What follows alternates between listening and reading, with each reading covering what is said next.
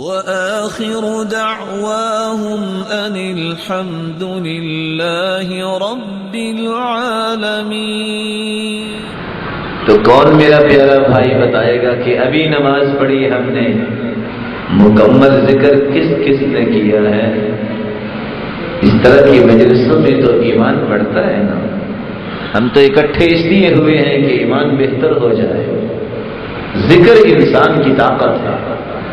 امام ابن تیمیہ رحمۃ اللہ علیہ اگر کوئی نماز کے بعد سلام بھی کرنا چاہتا نا تو اپنے منہ پہ ہاتھ رکھ لیتا۔ پوچھنے والا پوچھتا یہ کیا؟ کہتے ہذہ غدوتی، یہ میرا کھانا ہے، اگر میں نے یہ کھانا نہ کھایا تو زندہ کیسے رہوں؟ لا يبلغ العبد درجة الإحسان إلا بذكر الله، اللہ کے ذکر کے بغیر احسان کا درجہ انسان حاصل ہی نہیں کر سکے۔ ذکر سے انسان کی روحانیت ہر وقت مینٹین رہتی ہے۔